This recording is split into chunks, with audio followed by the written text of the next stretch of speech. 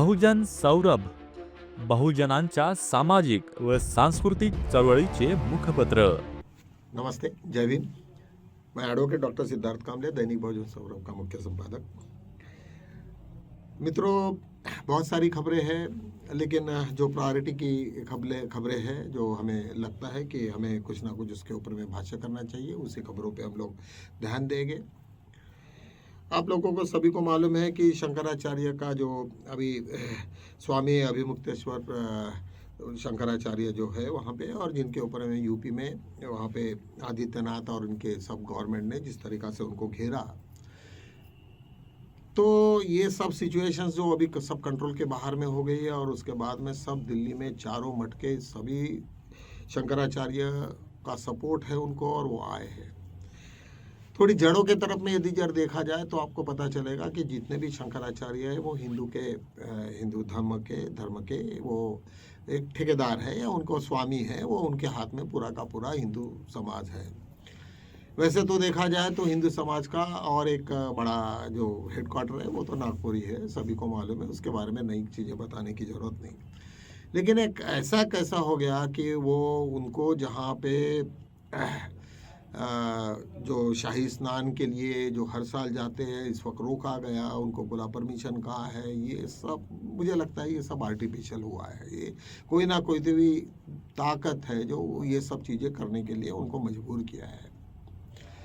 और जिस तरीक़ा से आदित्यनाथ ने वहाँ पे चीफ मिनिस्टर ने सभी को डायरेक्शंस दिया है कि जब तक वो ये मत करो, उनको पकड़ के बाहर करो, और वहाँ पे जो उनके साथ आए हुए जितने भी भक्त हैं सब लोगों को मारा, और ये सब हुआ, सब तमाशा सभी लोगों ने देखा, कुछ एग्जैगरेटेड भी तमाशा होगा। और निश्चित रूप से यहाँ तक तो बात ठीक थी, लेकिन उसके बाद में भी उन्होंने उसको नोटिस दिया कि आप जिस तरीक़ा से शंकराचार्य हो उसका प्रूफ दो, प्रमाण दो, तुम्हारे अगेंस्ट में ऑलरेडी सुप्रीम कोर्ट में केस चल रहा है, और आप तब तक उसको लगा नहीं सकते अपने नाम के सामने में। तो हमें निश्चित ये पता चलना चाहिए, और हमें ये मालूम करना चाहिए कि ये है क्या शंकराचार्य का, ये प्रॉब्लम क्या है।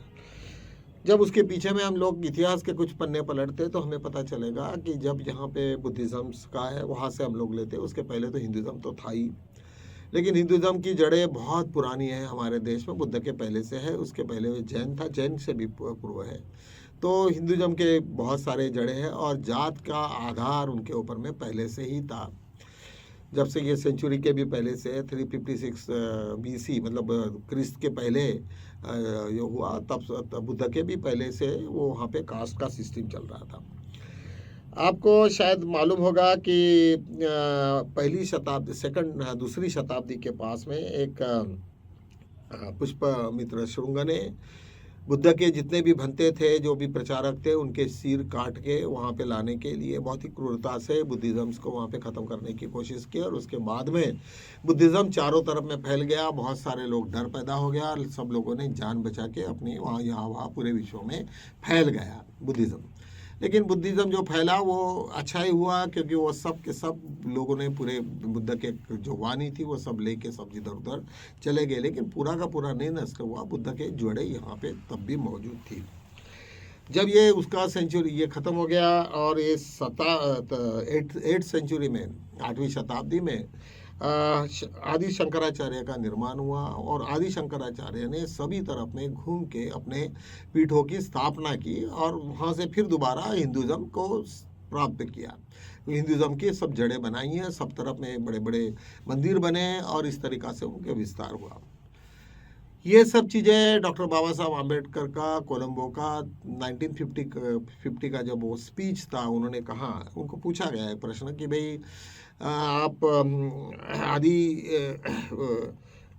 ये जो है शंकराचार्य, आदि शंकराचार्य, उसके बारे में आपको क्या लगता है कि उन्होंने अपने बुद्धिस्ट टेम्पल्स को ख़राब किया होगा क्या, या उसको नष्ट किया होगा क्या।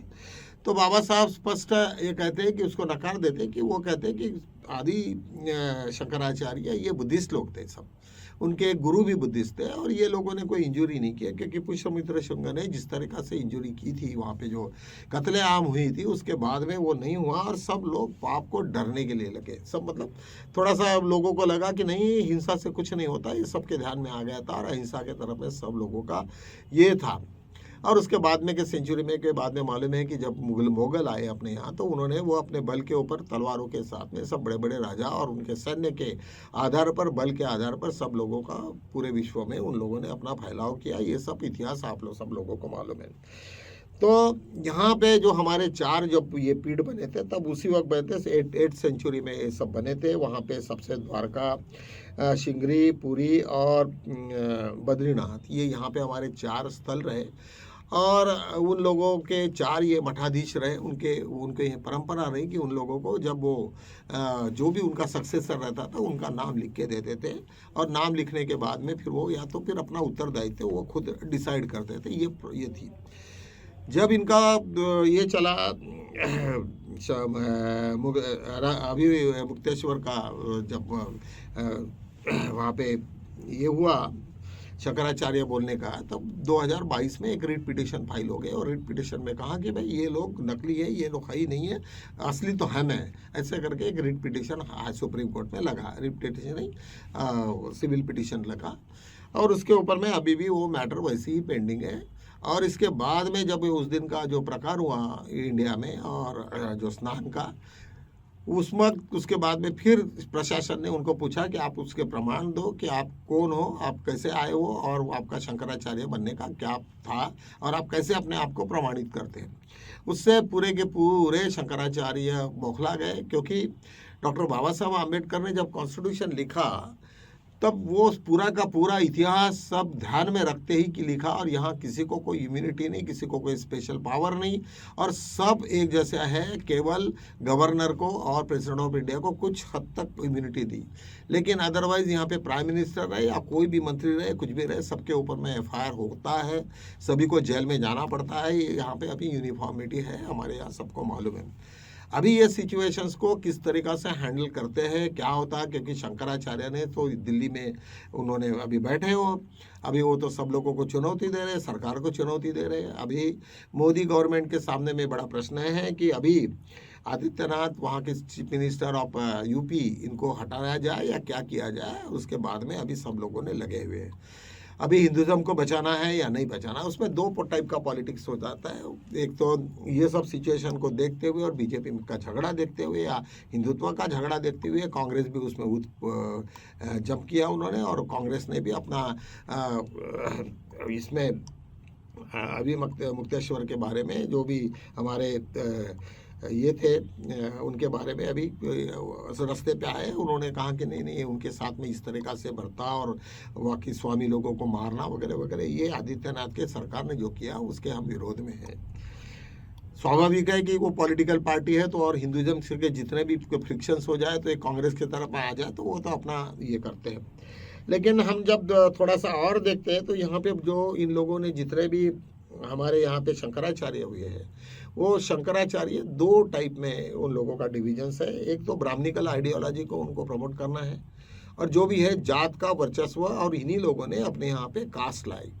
कास्ट मतलब ब्राह्मण, शूद्र, वैश्य, और ये सब चारों इसमें जो अपने को डिविजन्स किया, वो एक शंकराचार्य का वो मानना था। एक शंकराचार्य में भी डिविजन्स थे, ब्राह्मणिकल आइडियोलॉजी को प्रमोट करने का था, और श्रमण संस्कृति को, मतलब जो SC ST OBC जो काम करते रहते उनको प्रमोट करना था।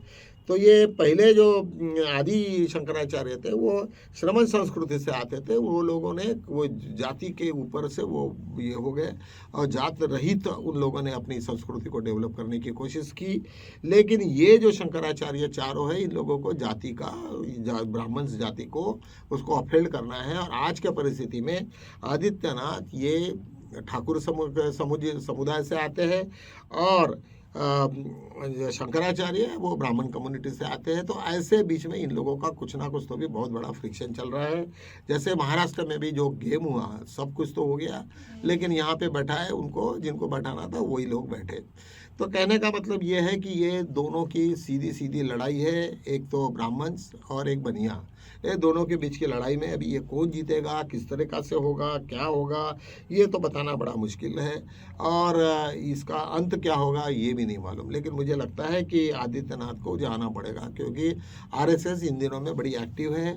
लेकिन आरएसएस हर वक्त ध्यान में रखती है कि जिससे जहाँ पे नुकसान है उनको या उसमें घाटा है, तो ऐसे कुछ काम करेंगे नहीं, क्योंकि इतना बड़ा वो संभालना वो आदित्यनाथ के बगैर कोई कर नहीं सकता, और इतनी ताकत आरएसएस में नहीं है ना, इनके कोई लीडर में है। तो ऐसे टाइप का आज का जो मसला है, मैक्सिमम उसने वीडियोज उसी के ऊपर में है। एक दूसरा एक ये चल रहा है कि हमें आपको मालूम है कि यूनाइटेड स्टेट में एक मसला चल रहा है अडानी के विरुद्ध में, एक सिविल मैटर है और एक क्रिमिनल मैटर है। वहाँ पे अभी जो मैटर फिर दोबारा खुला, और वहाँ पे ये बताया गया कि ये गवर्नमेंट ने आज तक उनको 14 महीने से एक नोटिस तक सर्व नहीं किए, समन्स इशू नहीं किया और वारंट भी इशू नहीं किया। और पहली बात तो उन्होंने कहा कि आपको ये सिग्नेचर नहीं है, उसमें सील नहीं है, ऐसे बहुत सारे क्वेरी निकाल के वापस भेजा। और उसके बाद में जब अभी सेकंड टाइम उन्होंने जब ये आया, तो वहाँ पे लिखा गया कि भाई आपके इसमें ये जो है हमने ये सेक्शंस में हमारे ट्रीटीज के हिसाब से हम उसको सर्व नहीं कर सकते, क्योंकि हमारी सॉवरेनिटी अलग है। अब इसके वजह से पूरी की पूरी यूनाइटेड स्टेट बौखला गई है, और अभी ये देखने का है कि किस तरीक़ा से अडानी को वहाँ पे अरेस्ट वारंट करके लेके जाते, क्योंकि अभी यहाँ पे टसल है। पहले ही तुमको मालूम है डोनाल्ड ट्रंप का क्या रवैया है, और ऐसे सिचुएशन में क्या होगा और किस तरीक़ा से ये मूवमेंट जाएगी, इसके बारे में बताना बड़ा मुश्किल है।